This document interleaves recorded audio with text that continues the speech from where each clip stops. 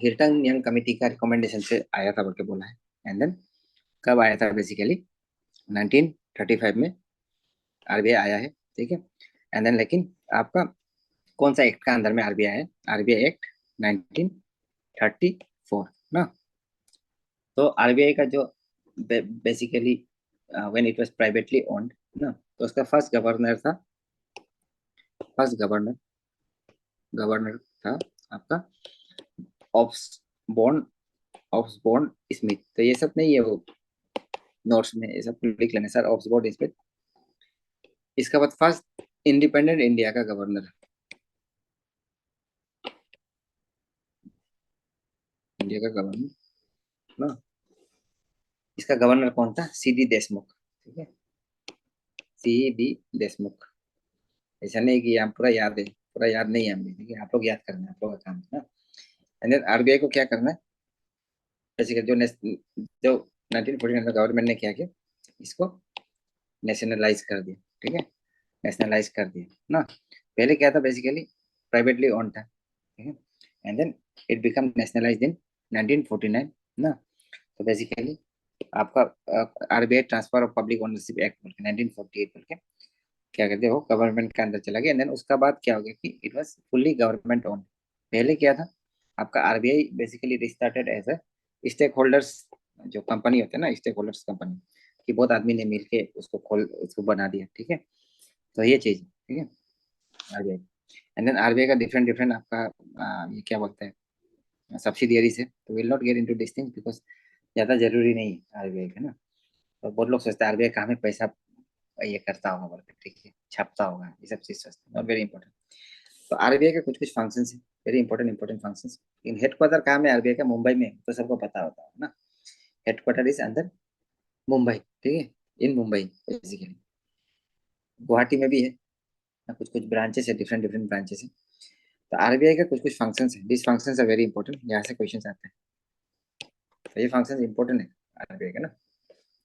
तो first function क्या है आरबीआई का? कि RBI basically issues notes, notes issue करते हैं, जितना भी नोट्स है ना, उसको कौन इश्यू करते हैं? आरबीआई इश्यू करता है, ठीक है। लेकिन जो 1 रुपया है, 1 रुपया का नोट जो पहले आता था 1 रुपये का ना, तो डेट इज इशूड बाई आपका गवर्नमेंट ऑफ इंडिया, ठीक है। जो 1 रुपये से ऊपर, 2 रुपया से जितना भी है, उसको कौन इश्यू करेगा? बेसिकली आरबीआई इश्यू करेगा। एंड देन उससे नीचे वाला जो क्या है आपका, बेसिकली गवर्नमेंट ऑफ इंडिया करेगा ना। एंड देन इवन आपका जो 1 रुपया का जो नोट होता था, उसमें किसका सिग्नेचर होता था? 1 रुपये के नोट में गवर्नमेंट ऑफ इंडिया किसका? फाइनेंस। हाँ, फाइनेंस मिनिस्टर है, फाइनेंस सेक्रेटरी का होगा, ठीक है, फाइनेंस सेक्रेटरी का आपका सिग्नेचर होगा। तो वेरी इंपॉर्टेंट ये चीज ना। तो गवर्नमेंट अभी आरबीआई क्या करता है, मेन है कि इशू करता है जितना भी नोट्स है, ठीक है। तो लेकिन आरबीआई को क्या करना पड़ता है, जैसे कि जितना भी आपका पैसा इशू करेगा, तो कोई को बोलते हैं कि इतना पैसा नहीं है, सबको पैसा छापते रहना है, ठीक है। तो पैसा छापते रहने से नहीं होगा ना। तो पैसा छापते रहने से क्या हो जाएगा? इन्फ्लेशन आ जाएगी, ठीक है। तो ज्यादा पैसा हो जाने से आप, जैसे कि अभी हम लोग एक पेन 10 रुपए में खरीद रहे हैं, कल को आप 10 लाख लेके जाने से भी एक पेन नहीं भी मिल सकता। जिम्बाब्वे में सेम चीज हुआ था ना, जिम्बाब्वे, ठीक है। जिम्बाब्वे में 10,000 10,000 ट्रिलियन का एक नोट बनाया था जिम्बाब्वे का गवर्नमेंट, ठीक है। जबकि उस समय में 70,000 ट्रिलियन ऐसा कुछ था, ठीक है, आपका ऑल उसका ऑल होल मतलब वर्ल्ड का इकोनॉमी। तो जिम्बाब्वे ने किया 10,000 ट्रिलियन ऐसे कुछ का एक नोट बनाया, एक नोट, ठीक है। तो ऐसे भी हो जाता है, ज्यादा इन्फ्लेशन हो जाता है ज्यादा छापने से ना। तो क्या है कि हम लोग जब भी आरबीआई कुछ छापते हैं, आपका नोट वगैरह जब छापेगा ना, तो आपका 1975 का जो एक वो है, उसका अंदर में क्या करते हैं कि एक मिनिमम रिजर्व सिस्टम फॉलो करते हैं, ठीक है, minimum reserve system, reserve system. तो इसका अंदर क्या होता है, मिनिमम रिजर्व सिस्टम के अंदर कि आरबीआई जैसे कि कुछ करेंसी अगर रखता है ना, तो आ, उसको क्या करना पड़ेगा, कुछ चीज से बैक करना पड़ेगा, ठीक है ना। तो ये चीज तो मेंटेन करना, जैसे कि गोल्ड एंड आपका या फॉरेन करेंसी रिजर्व से, ठीक है, उसको बैक करना पड़ेगा कुछ चीज से ना। एटलीस्ट आपका जैसे कि 115 करोड़, ठीक है, 115 करोड़ गोल्ड में होना पड़ेगा ना। एंड देन बाकी 200 करोड़ का रिजर्व बनाना है, ठीक है, 200 करोड़ का। क्या करेगा, आरबीआई जितना भी नोट छाप रहा है ना, तो उसको बैक करने के लिए क्या करेगा, आरबीआई विल मेक 200 करोड़ का रिजर्व, ठीक है, ऑफ गोल्ड एंड आपका फॉरेन करेंसी रिजर्व ना, तो इससे बनाएगा गोल्ड और उसका, तो उसमें से 115 करोड़ क्या होना है, basically it should be of gold, ठीक है, गोल्ड में 115 करोड़ का अमाउंट का रखना है मिनिमम ना, तो ये एक इम्पोर्टेंट हो गया। उसका बाद इंडियन कोइनेज एक्ट, ठीक है, जो है 1906 का एक एक्ट है, तो उसका अंदर में आपका जो है बेसिकली जो जितना कोइन है, ठीक है, coins basically can be issued up to the denomination of your 1000 only, ठीक है, तो 1000 का तक ही वैल्यू वाला तक ही कोइन इशू कर सकते हैं ना, एंड देन नोट्स कितना में करेगा, करेंसी नोट्स को 10,000 तक में आपको बेसिकली इशू कर सकते हैं, ठीक है, तो 10,000 तक का डिनोमिनेशन का, ठीक है, 10,000 का करेंसी का भी नोट इशू कर सकते हैं, दैट इज द पॉइंट। उसका बाद जब हम लोग देखते हैं करेंसी, अभी आप लोग को बहुत जानने का दिल होता है करेंसी कहाँ है, तो डिफरेंट डिफरेंट, जैसे कि आपका क्या बोलते हैं, नासिक में एक है ना, इसका बाद आपका देवास में, सेंट्रल इंडिया में देवास करके एक जगह उसमें एक है, मैसूर में है, ठीक है, ईस्टर्न इंडिया में सलबोनी बोल की जगह में है, तो ये सब जगह में कुछ कुछ, ठीक है, and then government of India का 4 जगह में माइनिंग जगह है गवर्नमेंट ऑफ इंडिया का, जहाँ में कोइन मिंट करता है वो लोग, ठीक है, मिंटिंग जगह, सॉरी माइनिंग बोले, मिंटिंग जगह, तो जैसे कि मुंबई हो गया, उसका बाद आपका हैदराबाद, कलकत्ता, ठीक है, Noida, not very important for our purpose ना, इतना हम लोग को जानना जरूरी है। तो ये हो गया एक फंक्शन, क्या हो गया बेसिकली, इश्यूअर ऑफ नोट्स, हाँ, तो 1 रुपया से नीचे वाला को कौन इशू करेगा, हम लोग गवर्नमेंट ऑफ इंडिया, ठीक है, I hope it is clear ना। उसका बाद RBI is also banker to the government, banker to the government, ठीक है, RBI is basically banker to the government ना, तो बैंकर टू द गवर्नमेंट मतलब क्या है बेसिकली, तो आरबीआई क्या करेगा कि जितना भी गवर्नमेंट कुछ बोरोइंग वगैरह करने जा रहे हैं, जैसे सेंट्रल बैंक बोल, सेंट्रल सेंट्रल बोलो या स्टेट बोलो, ठीक है, या इन्वेस्ट करने जा रहे हैं, कहीं से पैसा लेने जा रहे हैं, तो क्या करेगा आरबीआई, उसको क्या करेगा, पहले स्टडी करेगा एंड देन एडवाइस करेगा कि बोरो करना है नहीं करना है, कैसे करना है, ठीक है, and then it will also basically manage the government accounts, ठीक है, गवर्नमेंट अकाउंट को भी मैनेज करता है, ट्रेजरीज वगैरह को भी देखता है ना, तो ये चीजें, ठीक है, तो ये करता है। उसके बाद आपका अगर पैसा कम हो जाता है गवर्नमेंट का पास कभी कभी, तो गवर्नमेंट क्या करेगा, आरबीआई को सिक्योरिटीज देगा, ठीक है, एंड देन आरबीआई उसको पैसा देगा, सिक्योरिटीज मतलब आपका गवर्नमेंट सिक्योरिटीज, जी सेक बोलते हैं ना, तो ये क्या होता है, इसका पर एक क्लास हम रिकॉर्डिंग वाला अच्छा वाला था, उसका आप लोग देखना, ठीक है, तो बेसिकली ये चीज, गवर्नमेंट का जो भी सिक्योरिटी होगा उसको आरबीआई लेगा, आरबीआई लेने के बाद बेसिकली क्या करेगा, गवर्नमेंट को पैसा देगा ना, तो ये इंपॉर्टेंट फंक्शन प्ले करता है, ठीक है, तो गवर्नमेंट को बेसिकली आरबीआई पैसा भी देता है, and then monetary and financial advice भी देता है ना, एंड देन उसका बाद क्या है कि आरबीआई जो है it is banker to the bank also, आवाज क्लियर है ना लेने को, क्लियर है सर।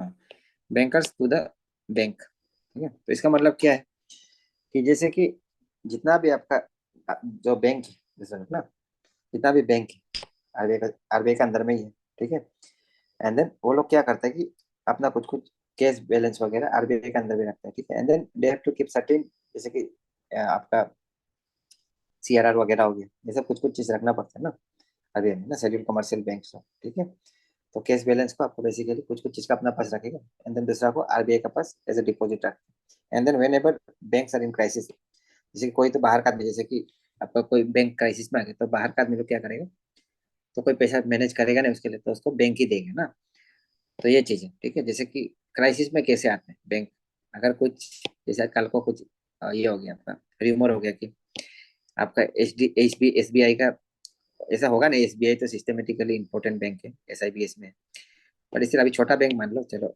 एपेक्स बैंक मान लो, ठीक है, पहले जो डूब गया था, तो बोलेगा कि आपका जितना डिपॉजिट है एपेक्स बैंक में, एपेक्स बैंक तो डूबने वाला है, पैसा नहीं है उसका पास, बोलेगा ना, तो क्या होगा, आदमी लोग सब आके एक ही समय में पूरा पैसा को निकाल लेंगे जितना आदमी ने भी डिपॉजिट किया, तब क्या होगा, बैंक जो कोलैप्स हो जाएगी ना, तो ऐसा नहीं होने समय में क्या होगा, एपेक्स बैंक उसको आरबीआई को बोलेगा कि नहीं ऐसा नहीं है, मेरा हेल्थ अच्छा है, आप हमको थोड़ा और मदद करो, ऐसा आरबीआई मदद करता है, ठीक है, तो ये चीज है।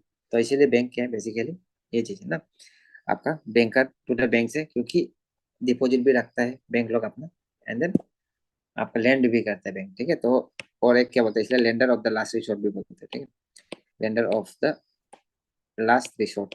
तो सेम चीज है, ये क्वेश्चन यूपीएससी में आया था कि क्यों lender of the last resort बोलते हैं, ठीक है। क्योंकि बेसिकली जब क्राइसिस होगा शेड्यूल कमर्शियल बैंक में, ठीक है, तो उस क्राइसिस में कौन आएगा बेसिकली बचाने के लिए, आपका आरबीआई आएगा ना। दैट्स व्हाई इट इज आपका lender of the last resort, ठीक है। उसका बाद जितना भी आपका फॉरेन एक्सचेंज है उसका भी कस्टोडियन कौन है, RBI, custodian of the custodian of forex forex ना, फॉरेन एक्सचेंज का कस्टोडियन कौन है, आरबीआई है, ठीक है। फॉरेन एक्सचेंज रिजर्व को कौन मेंटेन करता है, आरबीआई मेंटेन करता है, ठीक है। एंड देन उसका बाद कंट्रोलर ऑफ क्रेडिट भी है, कंट्रोलर ऑफ क्रेडिट, ठीक है, कंट्रोलर ऑफ क्रेडिट भी कौन, आरबीआई। ये सब चीज नोट्स में होगा। कंट्रोलर ऑफ क्रेडिट या और मनी सप्लाई, ठीक है, मनी सप्लाई को कंट्रोल करता है इन्फ्लेशन से लड़ने के लिए ना। ये चीज है, इन्फ्लेशन से लड़ने के लिए बेसिकली क्या करता है, आपका मनी सप्लाई को आपका कंट्रोल करता है ना। तो बहुत इंपॉर्टेंट है आरबीआई का रोल, ठीक है। तो कैसे करता है, different different quantitative and qualitative measures use करते हैं। उसका बाद वो क्वांटिटेटिव एंड क्वालिटेटिव का भी हम लोग डिस्कस करेंगे थोड़ा देर में, ठीक है। उसका बाद आपका फोर्थ होता है कि it regulates also, regulator of the banks, regulators of the bank, ठीक है। तो बैंक का रेगुलेटर भी है, ठीक है।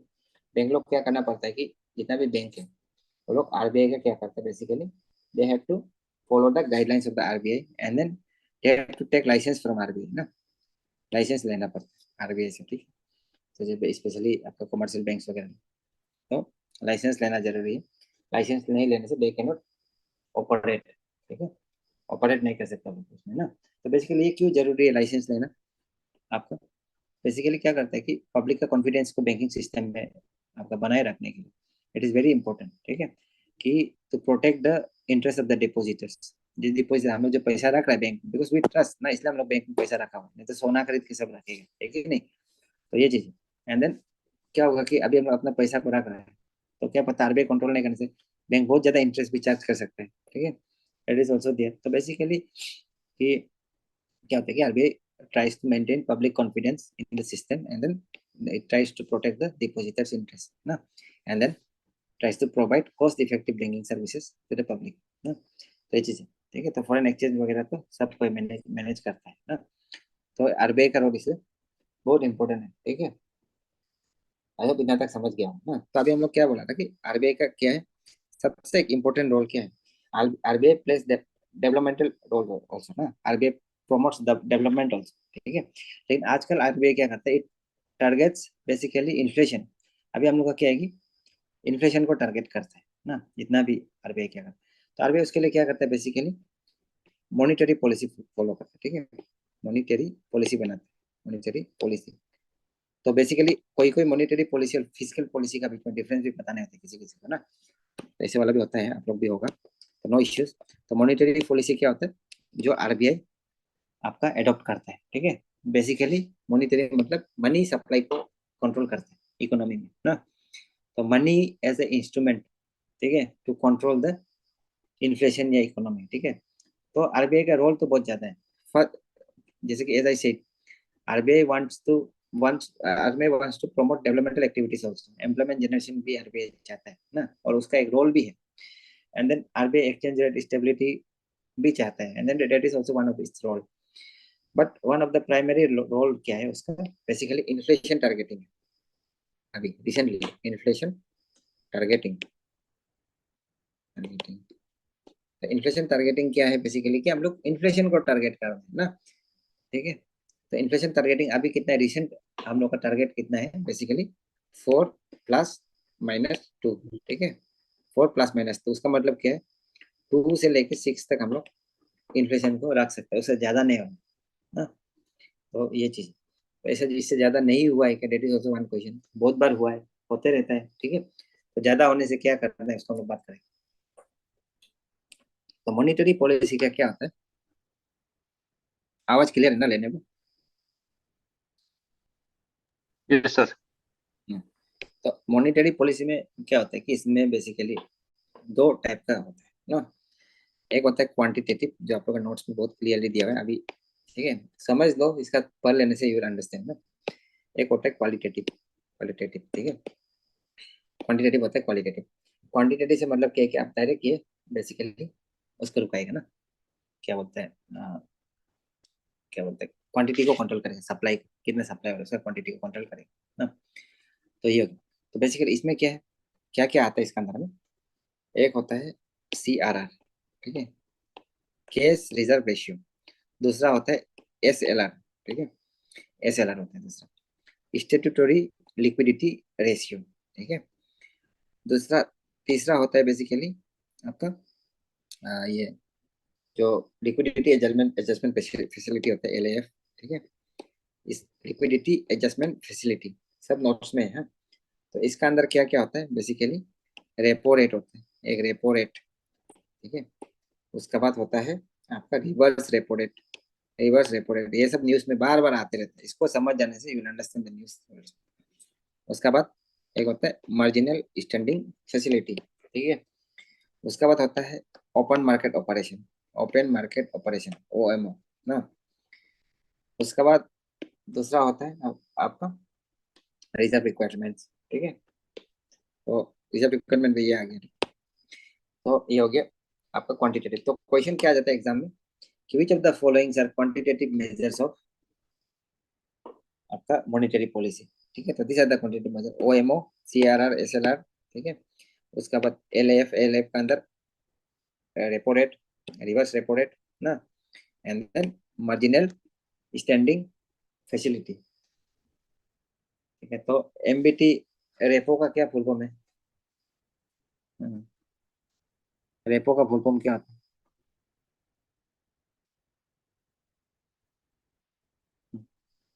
रेपो, MBT आवाज सुनाई दे रहा है, नहीं दे रहा। क्या इजू,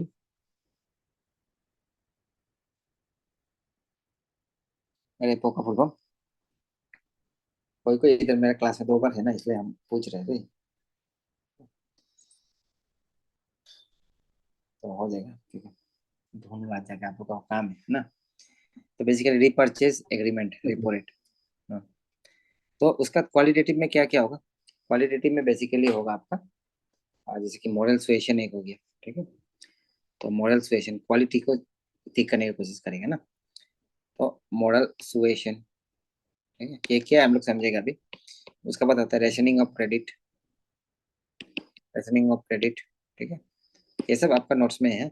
उसका बाद regulation, regulating, regulating loans for, loans for consumption purpose, आज इसको जैसे भी खत्म करेंगे हम लोग, पर्पस, इतना को करने से बहुत काम आपका हल्का हो गया होगा, ठीक है। बाकी तो बैंक बैंक का है। तो ये क्या है ना, इसका भी अभी क्वांटिटेटिव क्वालिटी, पहले यहाँ से क्वेश्चन बनते हैं कि कौन सा क्वालिटेटिव है कौन सा क्वांटिटेटिव है, उसको जानना ना। तो कुछ कुछ क्वांटिटेटिव टूल है, क्वांटिटेटिव मतलब आप डायरेक्टली क्वांटिटी को कम कर देंगे, तो वो चीज, ठीक है। क्वालिटेटिव मतलब आप जैसे कि आप एडवाइस देगा, ये सब कुछ कुछ करेंगे ना, तो दैट इज क्वालिटेटिव, ठीक है। तो ये चीज को इतना जान गए तो ठीक है। तो इसमें आपका बैंक रेट भी एक आएगा, बैंक रेट, ठीक है, बैंक रेट भी एक आता है। तो इसमें क्या है बेसिकली, जो क्वांटिटेटिव और क्वालिटेटिव है, ठीक है, इसमें बैंक रेट इज इम्पोर्टेंट ना। तो बैंक रेट बेसिकली क्या होता है कि बैंक रेट वो रेट होता है, ठीक है, बैंक रेट वो रेट होता है जिसमें कि RBI, इसको ऐसा लिखना पड़ेगा, eight which rate, eight which which RBI, ठीक है, RBI रीडिस्काउंट्स एंड refinance, ठीक है, at which RBI provide rediscount and refinancing facilities, facilities to commercial banks, ठीक है, कमर्शियल बैंक्स ना। तो किसी किसी किताब में सिंपल से भी लिखा हुआ है कि it is rate of interest at which RBI provides long term loans to the schedule commercial bank ना, शेड्यूल कमर्शियल बैंक्स को जो लॉन्ग टर्म में लोन देता है, ठीक है, उसको क्या बोलते हैं, बैंक रेट भी बोलता है, ठीक है, ऐसे करके बोलते हैं। लेकिन ये वाला डेफिनेशन आपका जो गवर्नमेंट जो पेपर वगैरह आने से ये डेफिनेशन को यूजुअली यूज करते हैं ना। बेसिकली इसको क्यों देते हैं, बैंक रेट को लॉन्ग टर्म में देते हैं, लॉन्ग टर्म। तो अभी आप लोग को ये डिस्काउंट एंड देन रिफाइनेंसिंग ये सब क्या है समझ में नहीं आ रहा होगा ना। तो ये एक चीज है, ठीक है। तो अभी क्या होगा कि बैंक, अभी क्या इसको समझने के लिए डिस्काउंटिंग, ठीक है। तो जैसे कि गवर्नमेंट ऑफ इंडिया को फंड चाहिए, for example it needs fund, तो वो क्या करेगा, he will go to commercial banks जैसे एसबीआई। एसबीआई के पास गया, बोला कि I give you government securities, ठीक है, बॉन्ड देगा मैं आपको, जेम्स बॉन्ड, ठीक है। बॉन्ड देगा, जो बॉन्ड वगैरह समझ में नहीं आ रहे ना, आप लोग समझ जाएगा बाद में क्लास में, ठीक है। यूजुअली ये सब चीज आपको नॉर्मल हम लोग का यहाँ का कोचिंग इंस्टीट्यूट में नहीं पढ़ाएगा ना इतना डिटेल में, but because I have to teach this because mains में भी जरूरी है ना। तो बॉन्ड्स गवर्नमेंट क्या करेगा, एसबीआई को बोलेगा कि आपका 5,000 करोड़ का बॉन्ड दे रहा है, ठीक है, आप हमको 5,000 करोड़ दो। एंड देन आपको क्या करेगा, हम ये बॉन्ड में जितना भी बॉन्ड दिए, बॉन्ड मतलब जैसे कुछ आप कागज खरीद लिया ना, जैसे हम लोग फिक्स डिपॉजिट करते हैं, ठीक है, अपना कुछ सामान देके उसमें इंटरेस्ट दे, तो 5,000 करोड़ का बॉन्ड दिए, उसमें क्या करेगा, 6% इंटरेस्ट देगा, ठीक है। अगर ये बॉन्ड को रखेगा तो एसबीआई, तो ये होगा ना। तब एसबीआई क्या करेगा, बेसिकली एसबीआई तो दे देगा ना, लेकिन बाद में क्या करेगा कि एसबीआई को भी पैसा का जरूरी होगा, ठीक है। एसबीआई को पैसा का जरूरी है, एसबीआई का जाएगा, आरबीआई में जाएगा, ठीक है। आरबीआई में जाएगा तो आरबीआई क्या बोलेगा, आरबीआई को बोलेगा कि आप ये बॉन्ड को रख लो, बॉन्ड को रख लो और हमको पैसा दे दो, ठीक है। तो आरबीआई बेसिकली इसको क्या करेगा, पैसा दे देगा एसबीआई को ना, ठीक है। आरबीआई पैसा दे देगा बैंक को री डिस्काउंटिंग रेट में, ठीक है, री डिस्काउंटिंग रेट में। ये तो रिफाइनेंस हो रहा है तो फिर से ना, क्योंकि एक बार तो हो चुका है, दो बार रिफाइनेंसिंग हो रहा है। एंड री डिस्काउंटिंग रेट मतलब क्या है कि सपोज ये वाला बॉन्ड जो, ये बॉन्ड जो सपोज 10 साल में आरबीआई को 6% मिलना था ना, 10 साल में, लेकिन क्या हो गया, बॉन्ड तो अभी आरबीआई उससे पहले क्लोज हो गया, ठीक है। जब भी बॉन्ड क्लोज होता है, जब भी बॉन्ड एंड हो जाता है, ठीक है, तब उसको क्या बोलते हैं, री डिस्काउंट ना। तो ये डिस्काउंट जो, वो डिस्काउंट नहीं, कम कर दिया वो नहीं, ठीक है। री डिस्काउंट मतलब बॉन्ड को पहले सेटलमेंट करके कर देने वाला को क्या बोलते हैं, री डिस्काउंट, ठीक है। आप कैपिटल जब आप लोग मार्केट पढ़ेगा ना आपका फाइनेंशियल मार्केट, उसमें और क्लियर हो जाएगा। तो इसीलिए कहेगी इसको क्या बोलते हैं, इसका डेफिनेशन को, एट विच री डिस्काउंट एंड रीफाइनेंसिंग फैसिलिटीज, ठीक है, to the commercial commercial bank ना। तो ये एक चीज होगी, ठीक है। तो इसको कोई कोई क्या बोलते हैं, सिंपल लैंग्वेज में क्या बोलता है आपका, कि at which basically banks borrow from RBI ना, लॉन्ग टर्म के लिए, rate of interest at which banks borrows from RBI, ठीक है। तो इसमें आरबीआई कुछ आपका इंटरेस्ट भी लगाएगा, जैसे 6.75% इंटरेस्ट भी लगाएगा ना। तो ये हो गया, ठीक है। तो बैंक रेट क्या है, लॉन्ग टर्म के लिए सिंपल में आरबीआई से बैंक जो पैसा ले रहे हैं, ठीक है। उसके बाद आगे हम लोग का क्यों क्यों ये आरबीआई से क्या बोलते हैं, गवर्नमेंट डायरेक्ट क्यों नहीं लेते यूजुअली, क्यों नहीं लेते यूजुअली, कौन कौन है क्लास में देखते हैं, 12722 क्यों नहीं लेते हैं,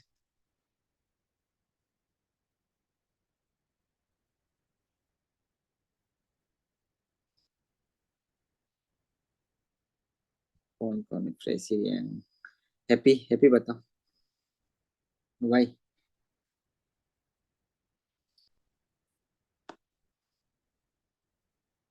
आइडिया नहीं है सर। हैप्पी भाई, क्योंकि हम लोग का पैसा कहाँ में रहता है, we deposit in commercial bank, SBI में, बैंक ऑफ बड़ौदा, ये सब में हम लोग का पैसा है। आरबीआई का पास यूजुअली ये सब पैसा नहीं रहता, ठीक है। बैंक का पास रहता है ना ये पैसा, इन्वेस्ट करने के लिए ज्यादातर, ठीक है, जितना पब्लिक है कमर्शियल बैंक में ही डिपॉजिट करता है। तो उसका बात हो गया। चलो ये समझ गए इसका सीआरआर, कैश रिजर्व रेशियो, ठीक है। कैश रिजर्व रेशियो से ही आप समझ जाने कि इसका मतलब क्या होगा ना।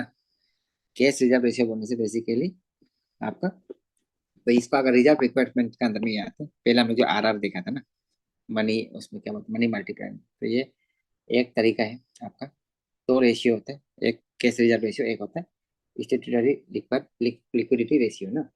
तो क्या है कि आपका इसमें क्या रखेगा कि कैश रिजर्व रेशियो में आपका minimum, this is minimum percentage, ठीक है, basically of banks total deposit that needs to be kept as cash with RBI, ठीक है। इसको क्या करेगा, एज ए कैश किसका पास रखेगा, आरबीआई का पास रखेगा। This is minimum reserve requirement, ठीक है, that needs to be kept in RBI ना। तो एट प्रेजेंट आज हम ढूंढ रहा था सुबह को, तो अभी कैश रिजर्व रेशियो 4.5 है, ठीक है। आप लोग देखिएगा एग्जाम ये पेपर्स में कभी बढ़ाते कम कर देते हैं। तो क्या है ये, this is minimum percentage of banks total आपका डिमांड एंड टाइप लाइबिलिटीज ना।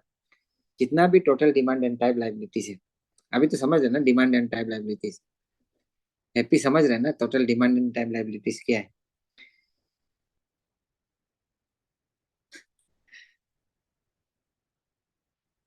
जिसको नहीं समझ में अभी तक total demand and time liabilities, कोई है? नो तो उसका सर्टेन सर, पोर्शन क्या? हाँ, ये total demand and time liabilities और एनडीटीएल दोनों जो ऑलमोस्ट सेम है क्या? ये सीआरआर जो टीडीटीएल का ही बात करते हैं ना, जो कि एनडीटीएल भी है, या फिर एनडीटीएल जो नहीं टीटीटीएल कैसे एनडीटीएल होगा, टोटल एक नेट है ना, ठीक है। और एक बार सुन लो, हाँ बिकॉज, हाँ देखो टीटीटीएल क्या है, अभी हम लोग सेविंग अकाउंट खुला, करेंट अकाउंट खुला, ठीक है, एंड देन आपने एक फिक्स डिपॉजिट खुला ना। तो ये दोनों क्या है आपका, बेसिकली डिमांड डिपॉजिट है, तो ठीक है, डिमांड लाइबिलिटीज ना। ये क्या है, टाइम लाइबिलिटीज, ठीक है। सबको मिला के क्या हो गया, total demand and time liabilities ना। तो अभी जैसे कि आपने ये आपका सेविंग और इस अकाउंट में 500 रुपया जमा किया था, इसमें 500 था, तो आपका total demand and time liabilities bank का कितना होगा, 1000 रुपया बैंक आपको ओ कर रहे हैं, आपको देना है बैंक ना। तो बैंक लेकिन क्या करेगा, आपको देने से पहले ये पैसा को इन्वेस्ट कर देगा, इधर उधर आदमी को लोन दे देगा, पब्लिक को।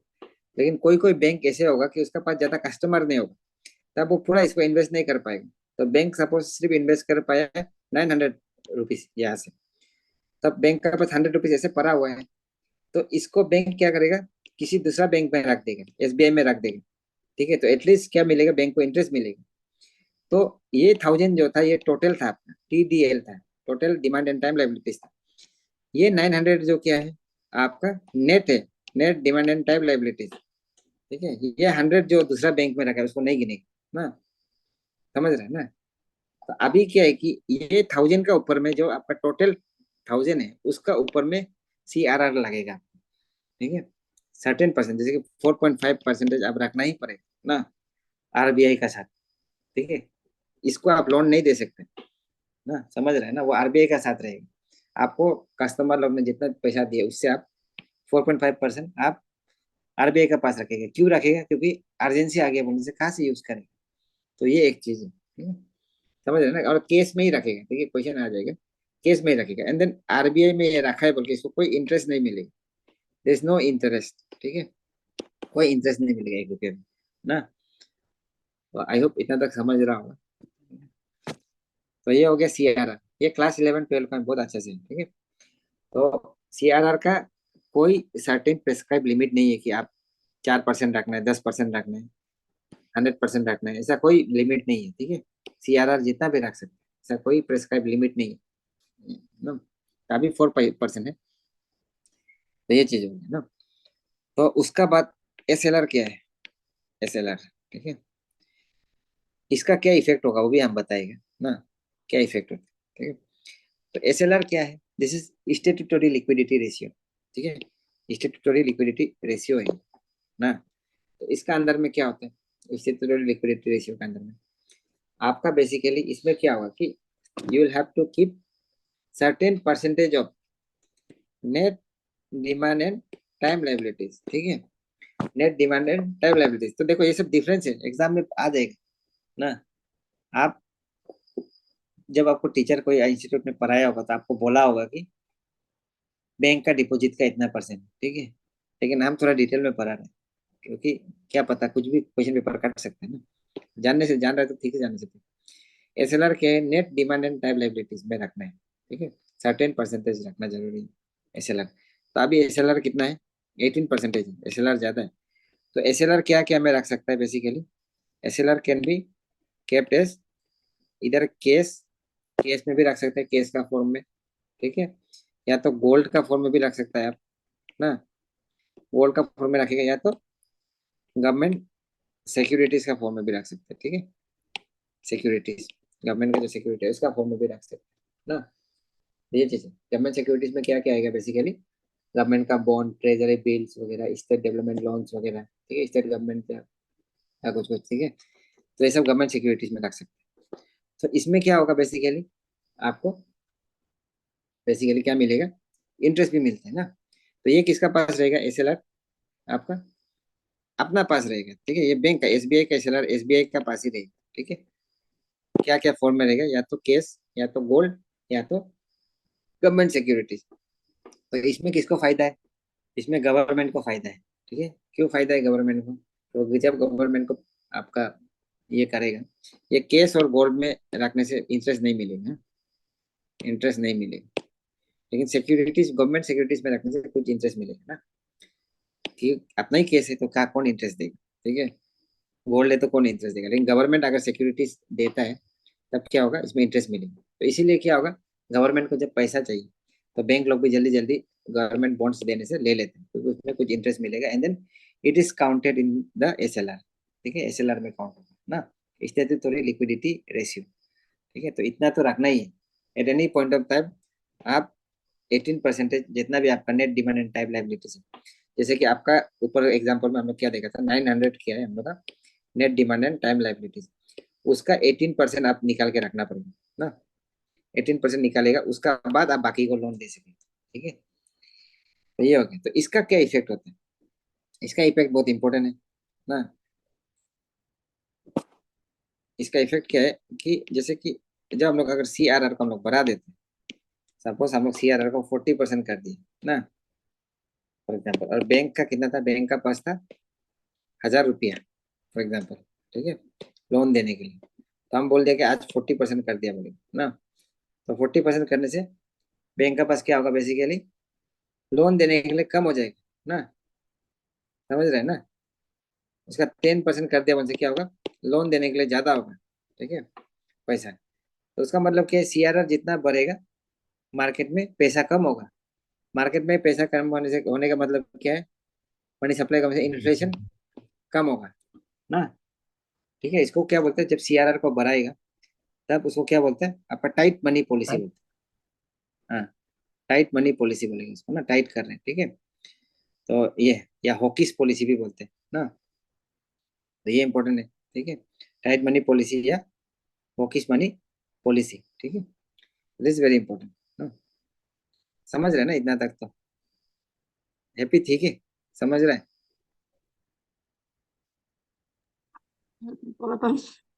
हाँ सर हाँ हाँ ये सर जो अगर गवर्नमेंट 40% CRR ले लेता है सर, हाँ तो उसमें फिर 600 रुपीज बचेगा सर गवर्नमेंट हाँ का पास लोन देने के लिए। हाँ तो हाँ अगर उसमें गवर्नमेंट को फिर अगर बैंक को अगर बाउंड हो जाए कि वो SLR रखना पड़ेगा, तो 600 में से भी 18% वो खुद के लिए फिर SLR रखना पड़ेगा ना सर। हाँ रखना पड़ेगा, तब तो फिर लोन NDT, भी और कम हो जाएगा सर तब तो। हाँ हाँ वही कम होगा, अच्छा अच्छा, थैंक यू सर। जितना कम होगा पब्लिक का पास उतना पैसा कम आएगा, तो इन्फ्लेशन को कम होगा, समझ जी रहे जी हैं ना। जी। तो अभी एग्जाम में सिंपल सा क्वेश्चन आता है, अभी UPSC के एग्जाम होता है, यही क्वेश्चन कॉन्सेप्ट जाएगा कि SLR बढ़ा दिया 2%, तब क्या हो गया ना, पैसा का सप्लाई बढ़ गया, इकोनॉमी में पैसा का सप्लाई कम हो गया।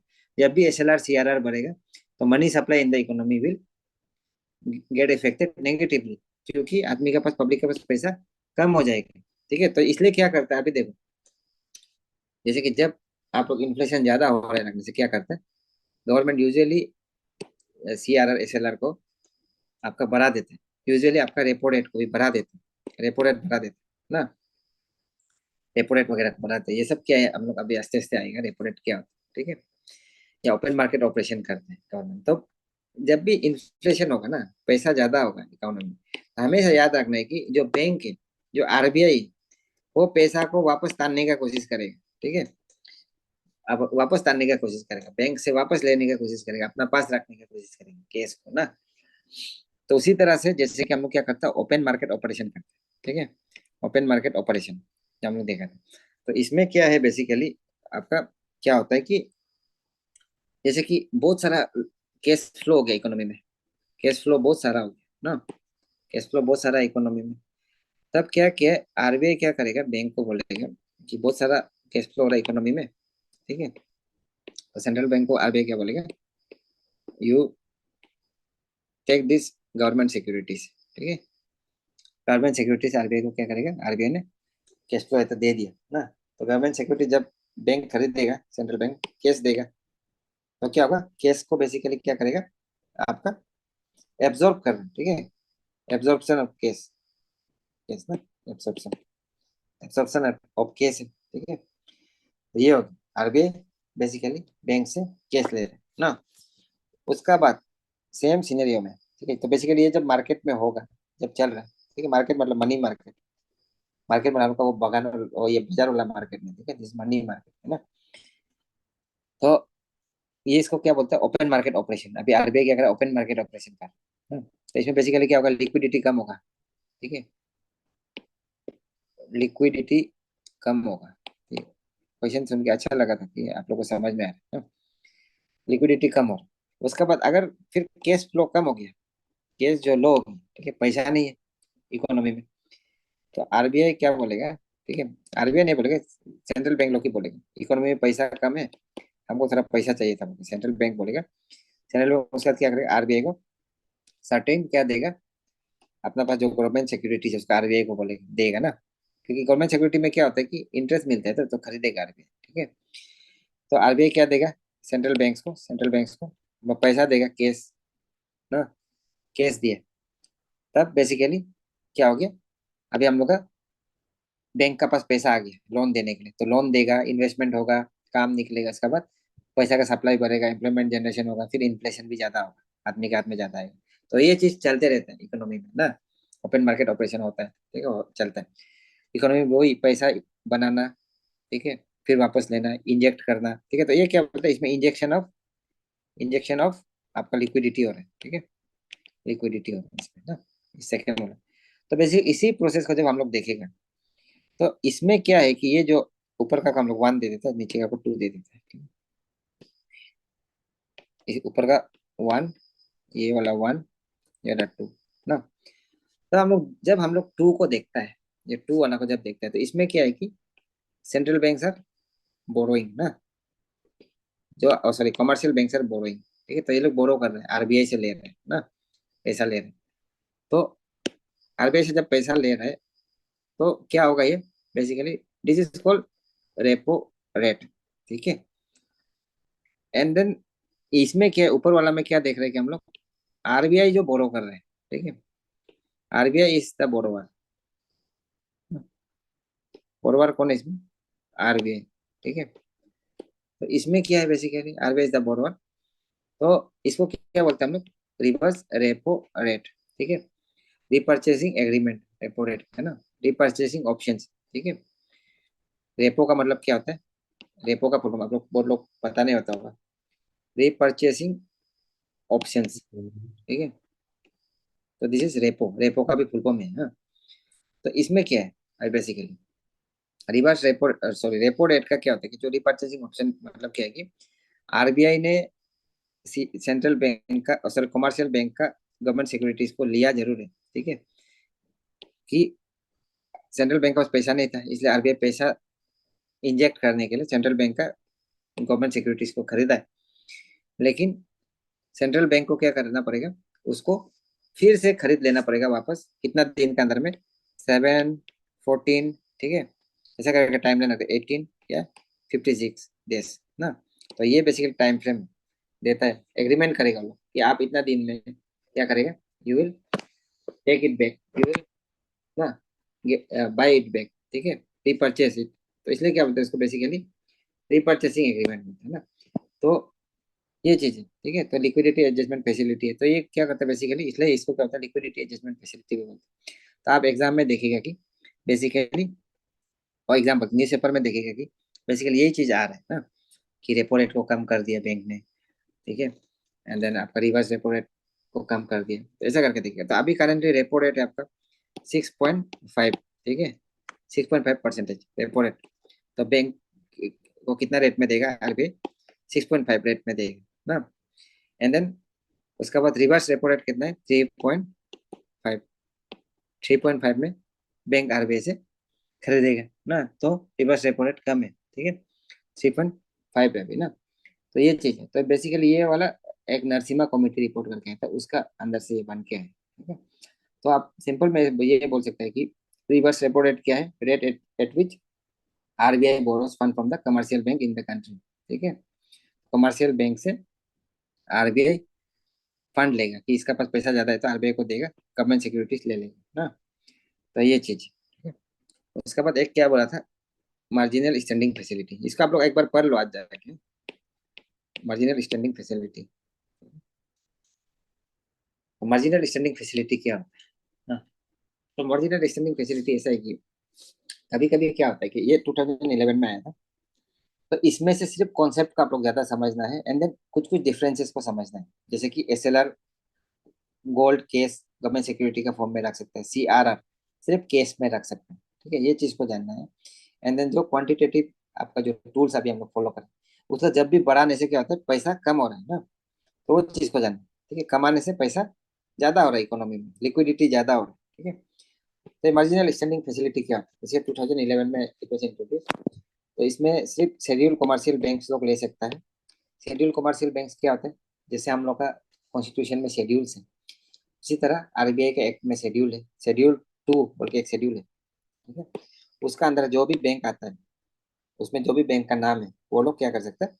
इससे फंड ले सकते हैं ना।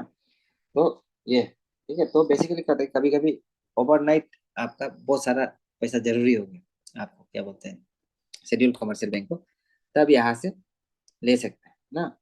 तो ये चीज, ठीक है। तो बेसिकली वो लोग ओवरनाइट कितना ले सकेगा? उन लोग का 2% ले सकेगा, क्या का? Net demand and time liabilities का, ठीक है। तो इसलिए हम इसको इतना ज्यादा समझाए, बार बार आप लोग को एक किताब में मिलते रहे। तो कितना ले सकते हैं वो लोग मैक्सिमम यहाँ से? आपका overnight 2% of net demand time liabilities. तो ये बेसिकली ओवरनाइट बोल रहे थे, शॉर्ट टर्म है, शॉर्ट टर्म, इसको जल्दी वापस करना है, ओवरनाइट में वापस कर देना है ना। तो ये चीज, ठीक है। तो this is in addition to the loans on the basically repo rate ना, जो रेपो रेट लेता है उसका एडिशन में ये चीज है, एनडीटीआर, ठीक है।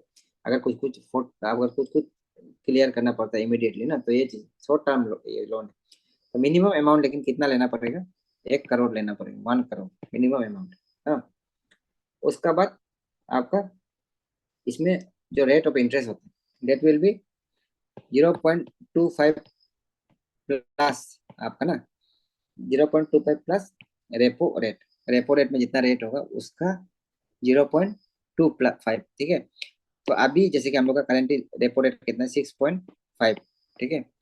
तो हम लोग का जो रिजर्व, सॉरी, हम लोग का जो एमएसएफ कितना होगा, मार्जिनल स्टैंडिंग फैसिलिटी, वो कितना होगा? बेसिकली इट विल बी 6.75 ना। ऐसे करके आप लोग ये कर सकते हैं, ठीक है। तो ये है, आपको कितना ले सकते हैं? में minimum 1 crore, and then 1 crore का मल्टीपल में ही लेना पड़ेगा, जितना भी लेगा ना, 1 करोड़ का मल्टीपल में लेना है, ठीक है। दिस इज वेरी इंपॉर्टेंट, इसको समझना जरूरी है, ठीक है। उसका बाद तो ये हो गया आपका क्वांटिटेटिव वाला, ठीक है। उसके बाद क्वालिटेटिव का एक को आज कर लेते हैं। ये जो आवाज लेना, आवाज क्लियर है ना? जी सर, क्लियर है। हाँ। तो क्वांटिटेटिव का एक कर लेगा, उसके बाद हम लोग आज के लिए will call it a day ना। 15 अगस्त में if I am free will do a class. अभी थोड़ा सा शुरू में स्लो जाना जरूरी है, क्योंकि आप लोग नहीं समझेंगे ना, क्योंकि आप लोग मेरे पढ़ाने का स्टाइल को भी समझना पड़ेगा, तो आहिस्ते आहिस्ते हो जाए। तो क्वालिटेटिव में हम लोग क्या बोला था? Rationing of credit, of credit, ये एक क्वालिटेटिव टूल है। तो ये क्या होता है हैप्पी?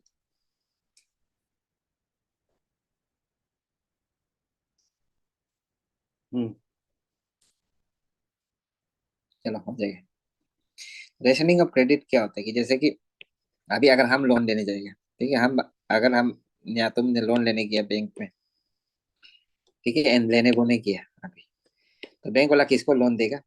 हमको ही देगा, ठीक है। ऐसे भी फोन आते रहते हैं, लोन ले लो लोन ले लो, क्योंकि मेरा क्रेडिट वर्टीनेस है, हमको लोन देगा ना। उसी तरह से अगर ये हम लोग इकोनॉमी में देखने से, जो पैसा वाला है उसको ही लोन मिलेगा, फार्मर्स लोग को तो मिलेगा नहीं, या दूसरा जो बैकवर्ड क्लासेस है उसको मिलेगा नहीं ना। तो इसीलिए क्या करता है कि बेसिकली आरबीआई क्या करता है, रेशन करता है क्रेडिट को, कि आप ऐसे नहीं होगा कि 100% उसको ही देगा, ठीक है, अच्छा वाला लोग को जिसका इनकम है वो है। आप क्या करेगा, 40% प्रायोरिटी सेक्टर लैंडिंग को देगा ना। प्रायोरिटी सेक्टर लैंडिंग आप लोग सुना होगा, पीएसएल करके बोलता है ना आपका, आरआरबी ये लोग, एसबीआई लोग।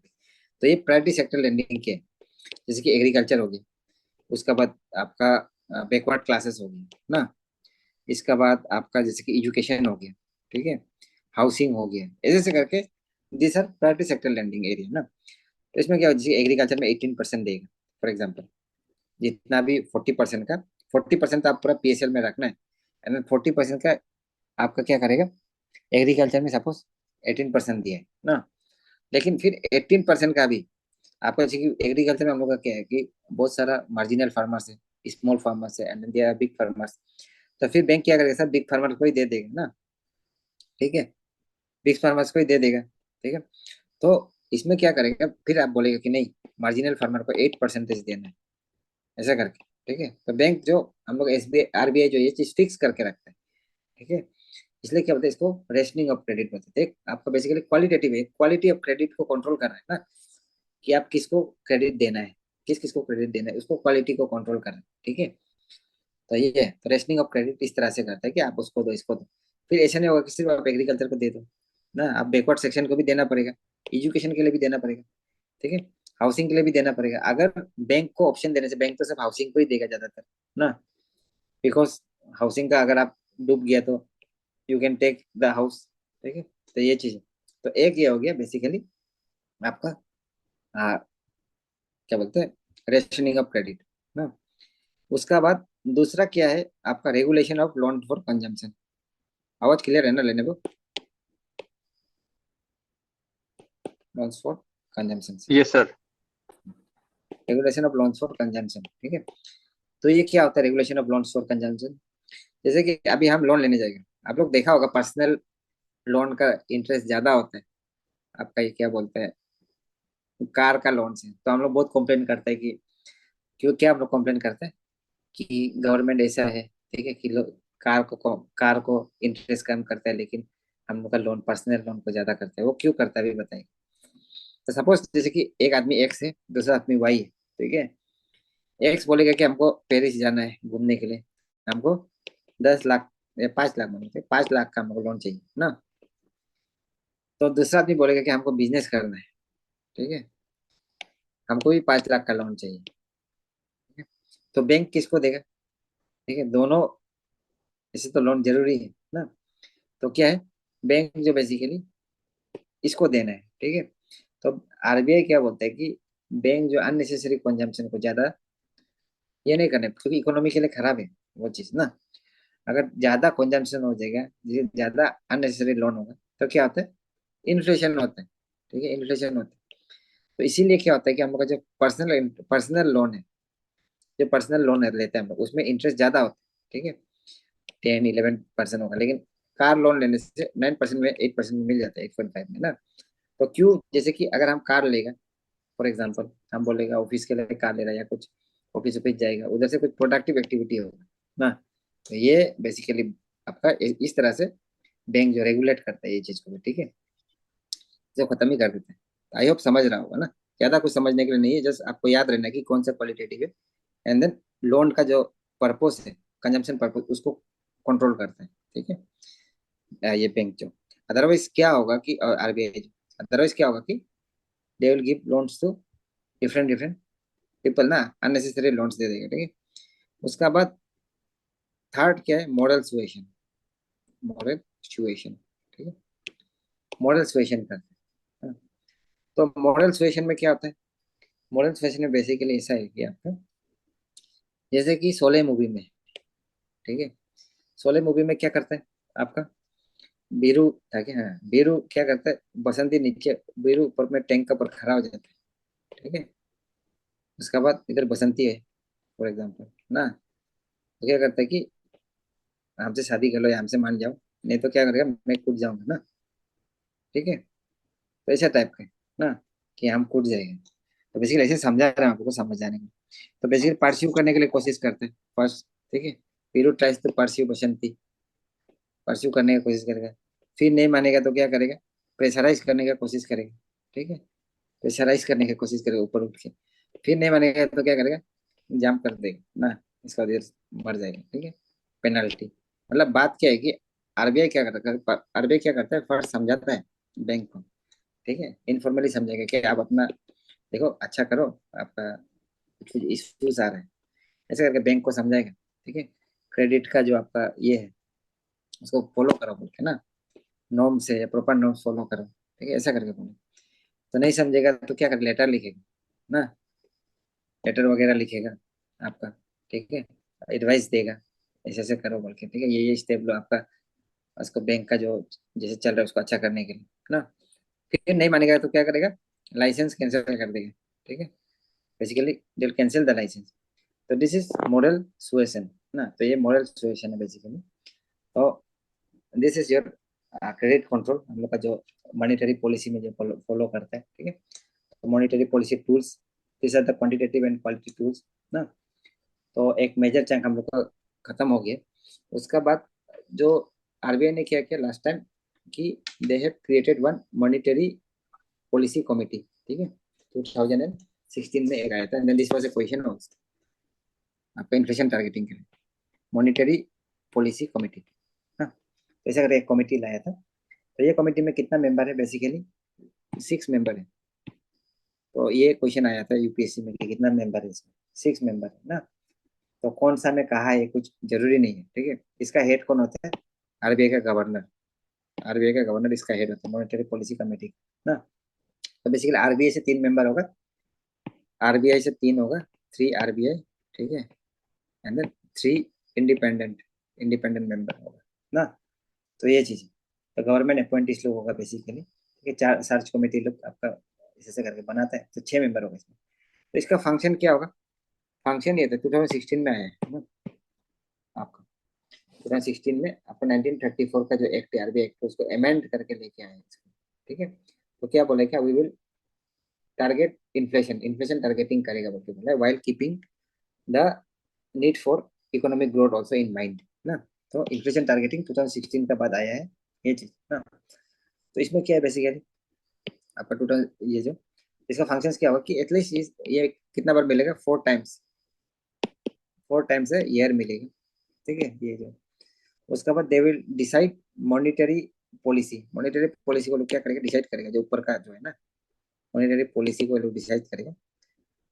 क्या करेगा, कैसे डिसाइड करेगा, मेजोरिटी वोट यूज करेगा, मेजोरिटी वोट। ठीक है, 6 से एटलीस्ट 4 आदमी तो हाँ बोलना पड़ेगा ना। एंड देन आरबीआई का जो गवर्नर होगा वो कास्टिंग वोट का पावर होगा उसका। कास्टिंग वोट मतलब इनकेस ताई हो गया ना, तो आरबीआई का जो गवर्नर है उसका मेन होगा ना।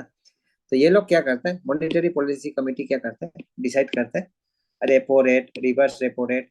ठीक है, मार्जिनल स्टैंडिंग फैसिलिटी ना, ये सब को कौन डिसाइड करते हैं, आरबीआई का ये जो कमेटी है वो लोग डिसाइड करता है। ठीक है, एंड देन इसमें उन लोग का कुछ भी रेस्पॉन्सिबिलिटीज भी दिया गया है आपका कि अगर मॉनेटरी कमेटी जो ठीक है स्टेबिलिटी नहीं कर पाए चार आपका, तो क्या करेगा। ठीक है, मॉनेटरी स्टेबिलिटी अगर नहीं कर पाए इसमें ना, तो ये लोग क्या करेगा basically, they will give an explanation, explanation देंगे। ठीक है, तो अगर इन्फ्लेशन को कंट्रोल नहीं कर पाए ना, तो लोग क्या करेगा, एक्सप्लेनेशन देंगे।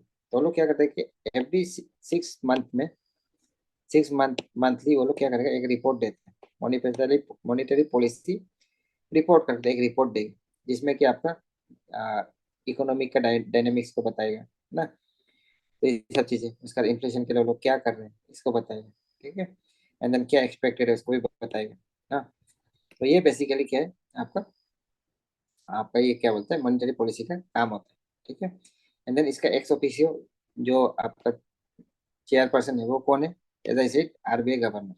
इसको याद रखना है, RBI governor is the ex officio chairman, and then they will meet at least 4 times a year ना, and then 6 member. That is the main thing कि दे हैव 6 members ना।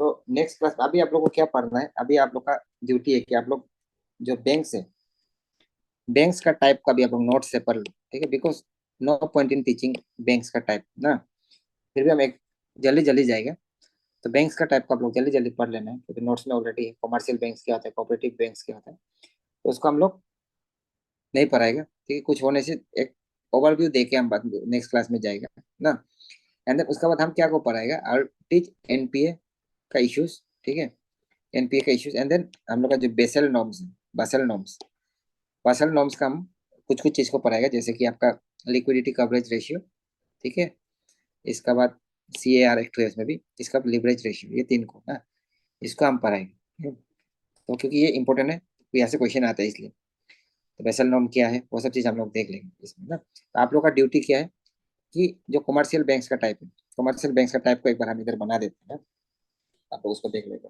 ना। तो जो हम लोग का बैंकिंग स्ट्रक्चर है, आवाज क्लियर है ना लेने को? जी सर।